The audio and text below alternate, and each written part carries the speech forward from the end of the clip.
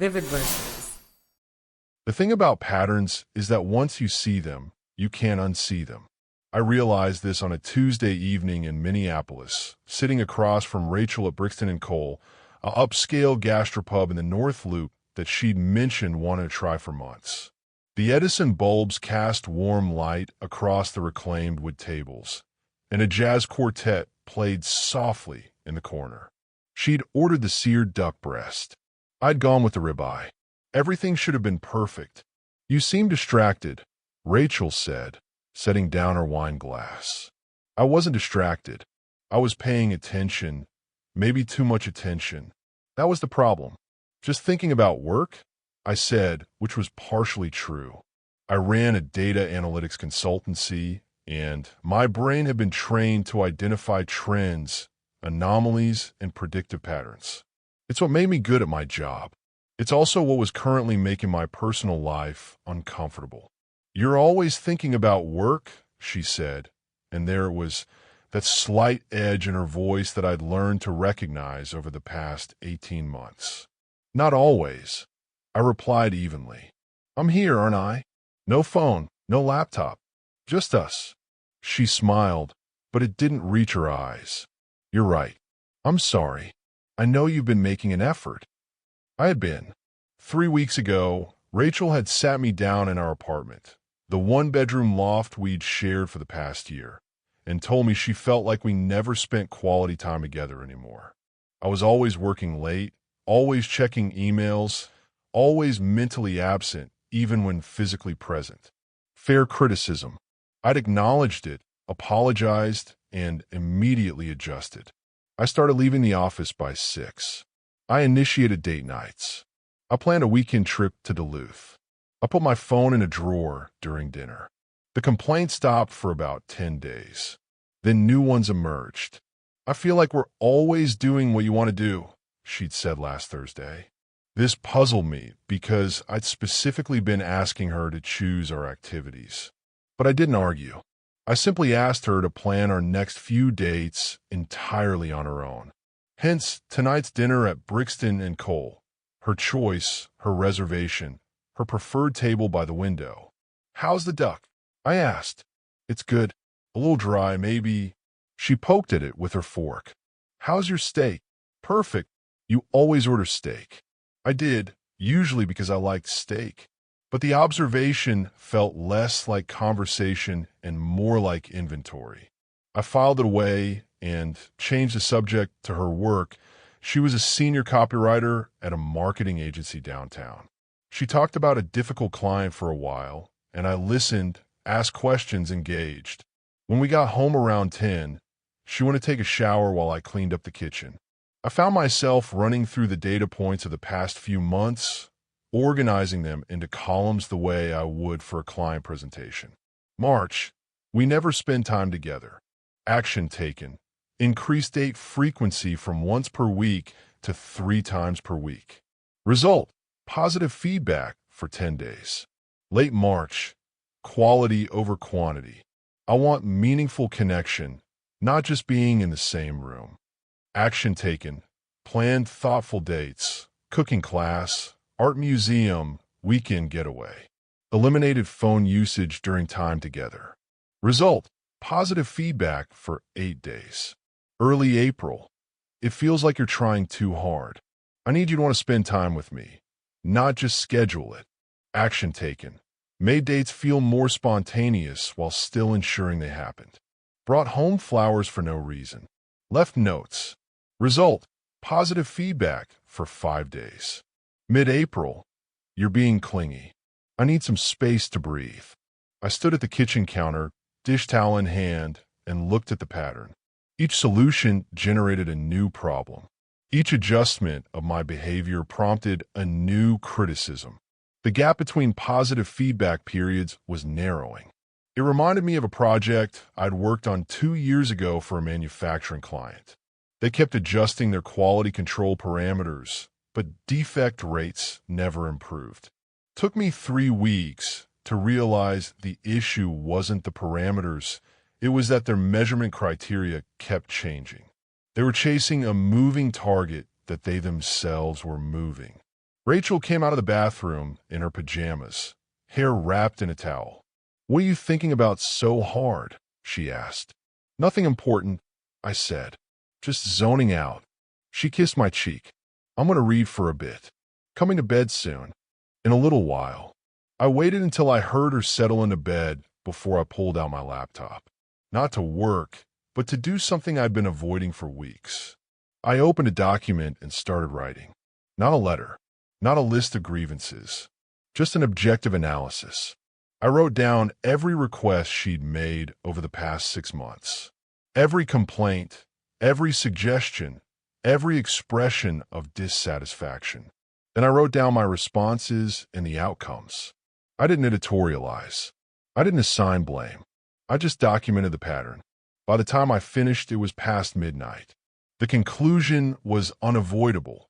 There was no stable equilibrium. Every adjustment I made simply moved the target. The goal wasn't for me to hit the target.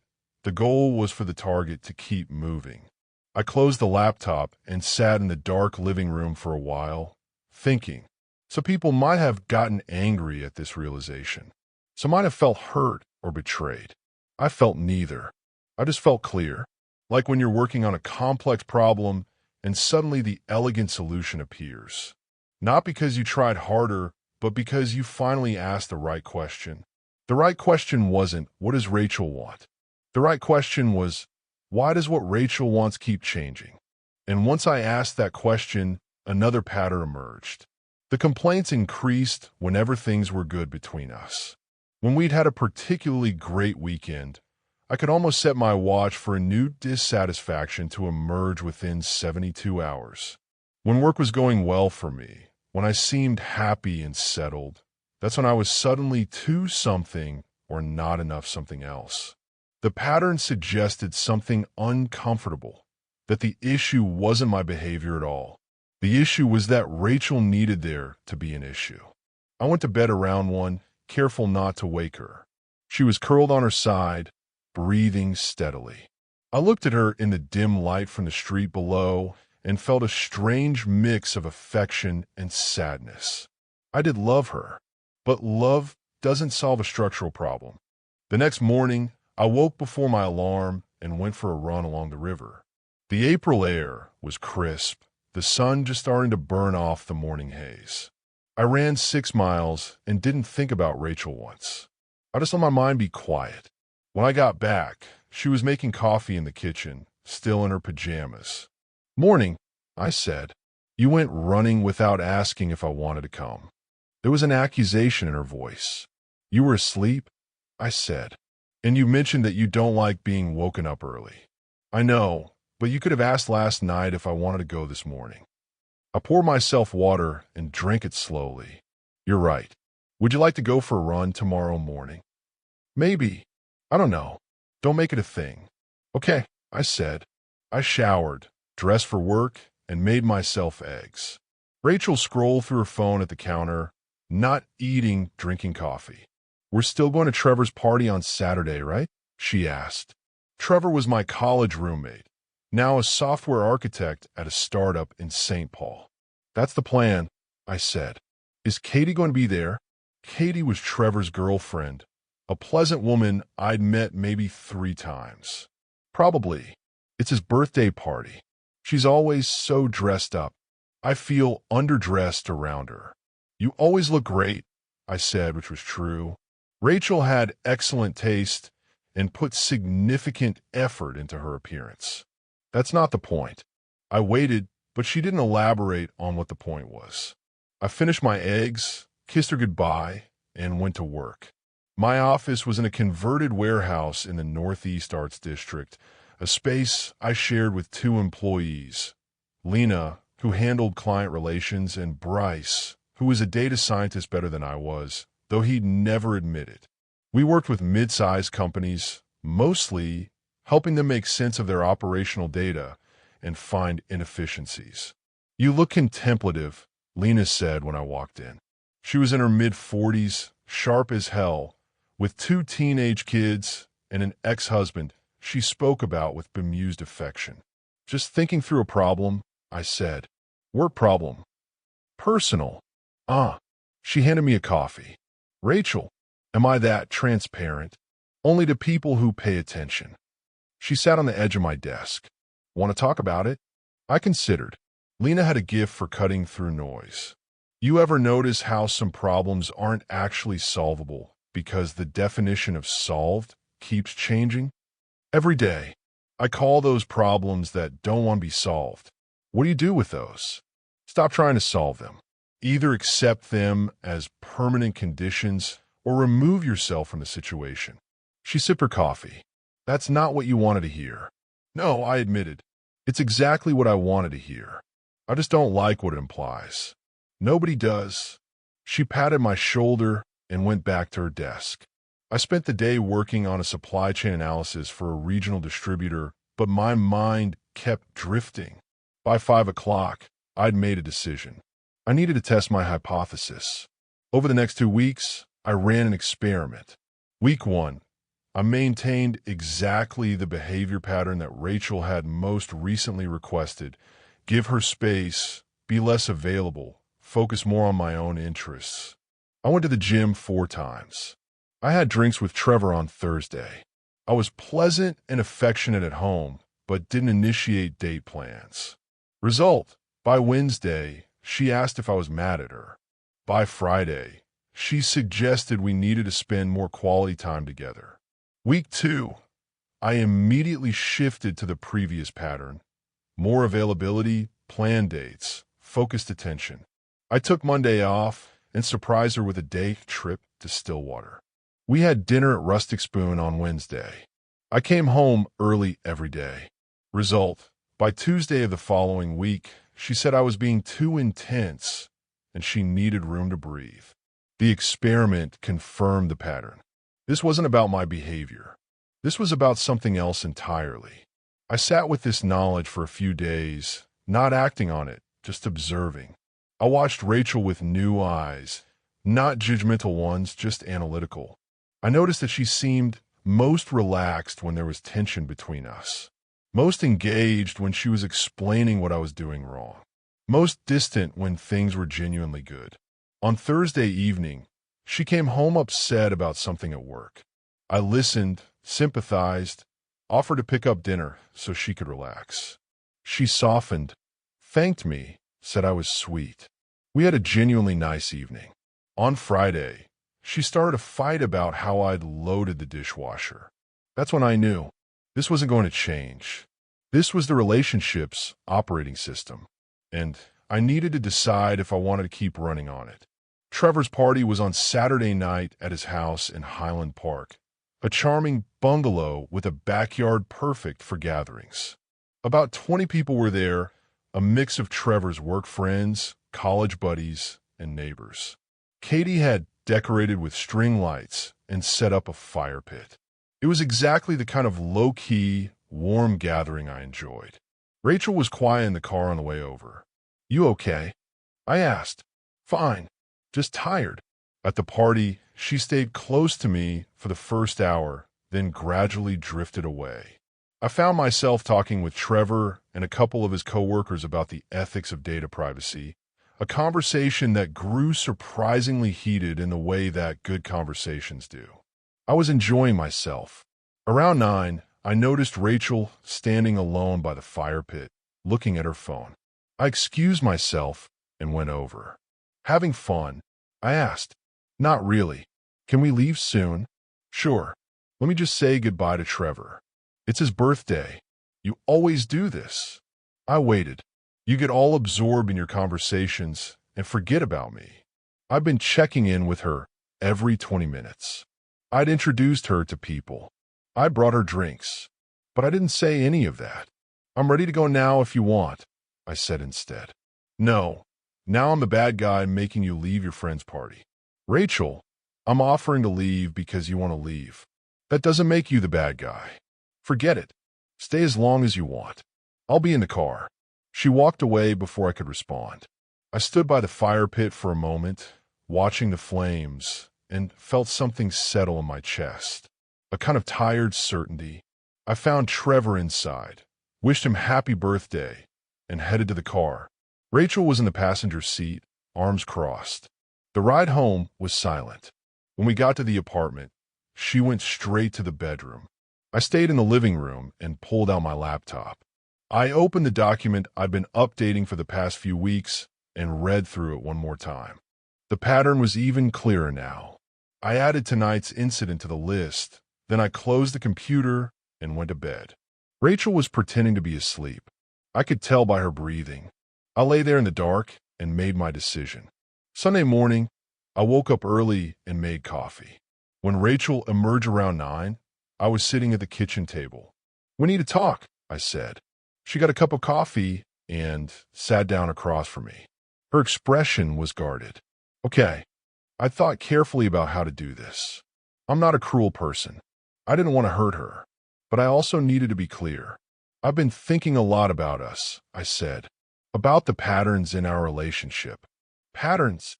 3 weeks ago, you said we weren't spending enough time together. I made more time. That wasn't quality time. I improved the quality. Then I was too available and you needed space. I gave you space. Then I wasn't making enough effort. She started to speak, but I held up a hand. "I'm not angry, and I'm not blaming you. I just need you to understand what I'm seeing. Every time I adjust my behavior to address a new concern emerges. The target keeps moving. That's not." "Rachel, listen. I've been documenting this. I have dates, specific requests, my responses, and the outcomes. It's a clear pattern. And what I've realized is that nothing I do will ever be enough because the goal isn't for me to hit the target. The goal is for the target to keep moving." She was quiet for a long moment. "So what are you saying?" "I'm saying I recognize this for what it is, an unwinnable game. And I'm choosing not to play anymore. You're breaking up with me because I have needs.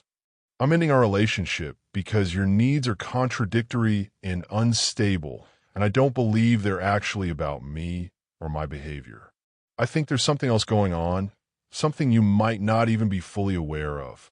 But regardless of the reason, I can't be in a relationship where the requirements constantly change and I'm always falling short of an undefined standard."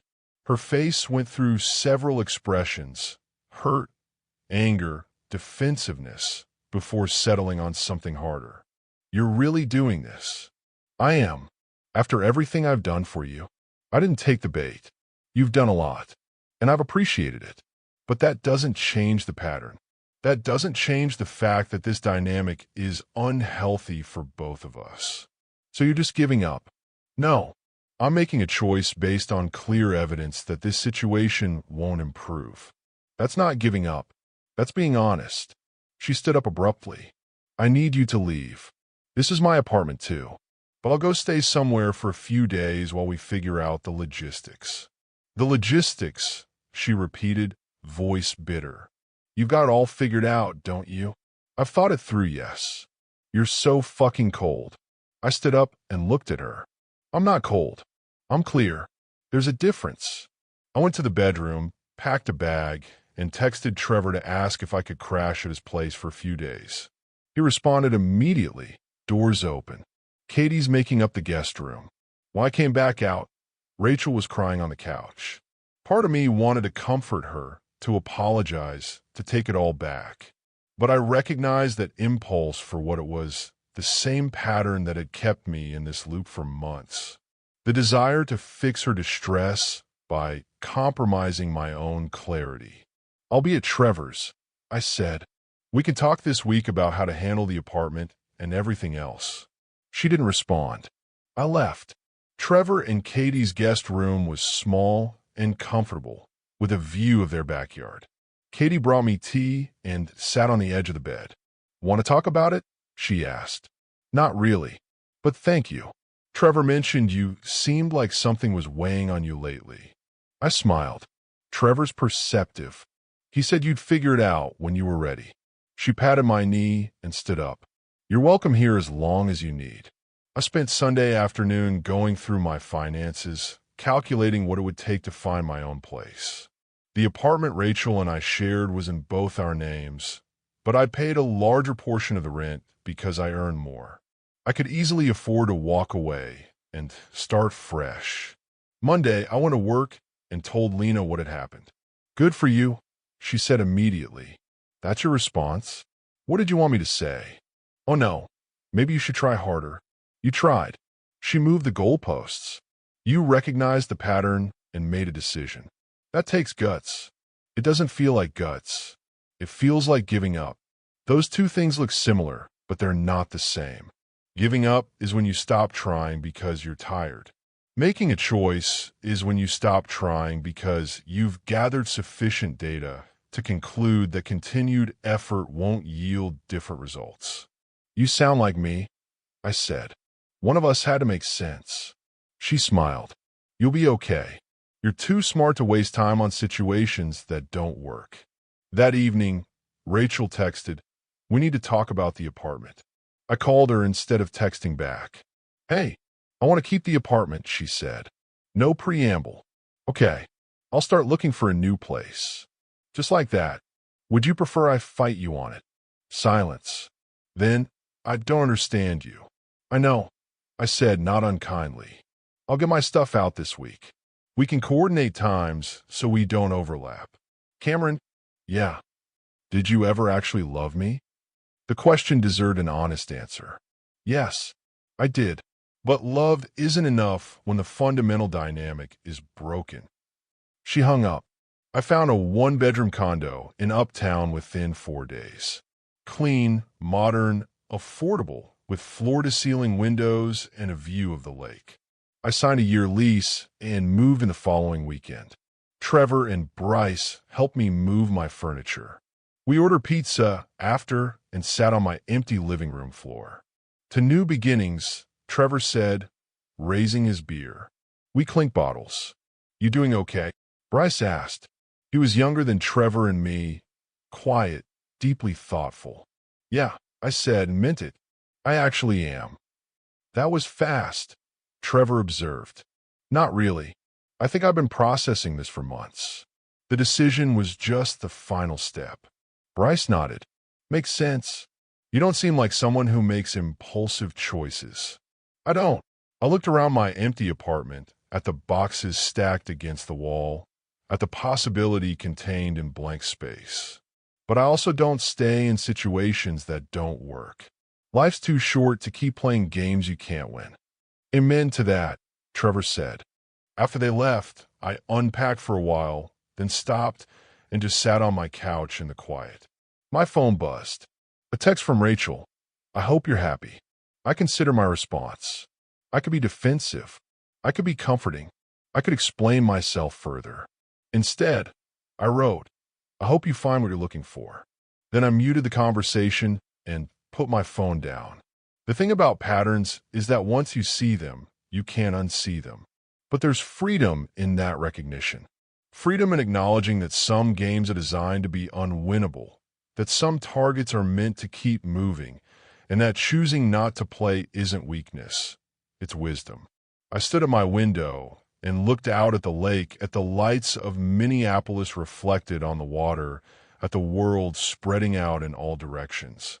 Somewhere out there, Rachel was probably telling someone her version of events, about how I'd given up, how I'd abandoned her, how I was cold and calculating and impossible to please. And maybe from her perspective, that was true. Perspective is everything, after all.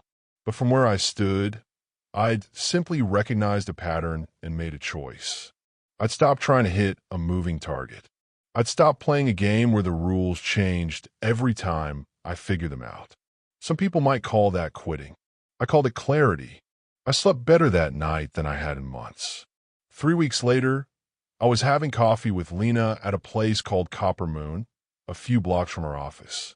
She was telling me about her daughter's college applications when she paused mid-sentence. Don't look now, but Rachel just walked in. Of course I looked.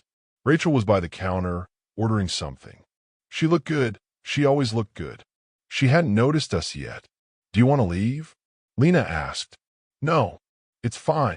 Rachel turned with her coffee and our eyes met.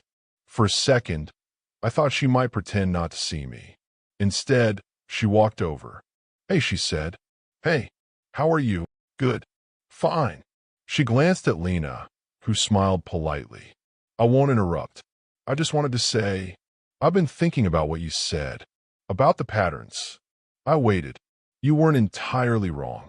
She looked uncomfortable admitting it. My therapist has been helping me see some things. I'm glad you're talking to someone, I said, and meant it. Yeah. Anyway, I wanted you to know that. I appreciate you telling me.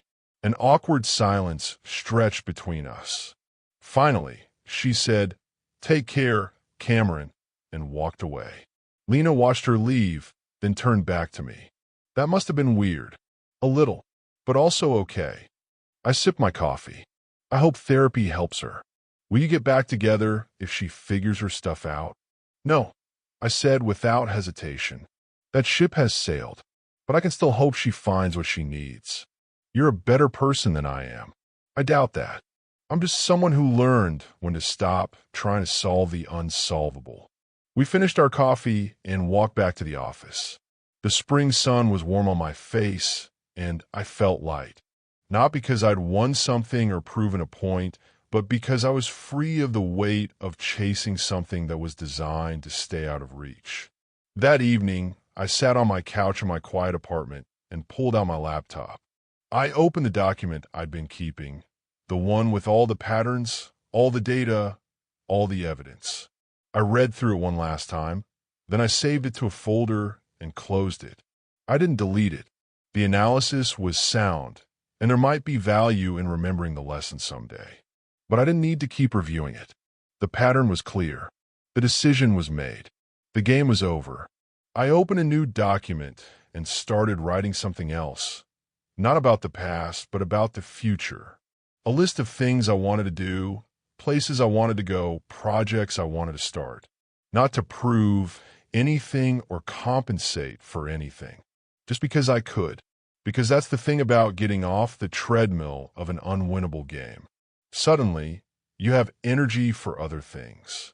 Better things. Things that actually move forward instead of just moving the target. I wrote until midnight. Then I closed my laptop and went to bed. Tomorrow, I'd start building something new. Something with stable foundations and clear objectives. Something where effort led to progress instead of just new variations of failure. Some people spend years learning what I'd learned in 18 months. That you can't win a game where the rules change every time you master them. That the only winning move with a moving target is to stop aiming at it. I'd learned it. I'd acted on it. And now I was free. That was enough. Thanks for listening.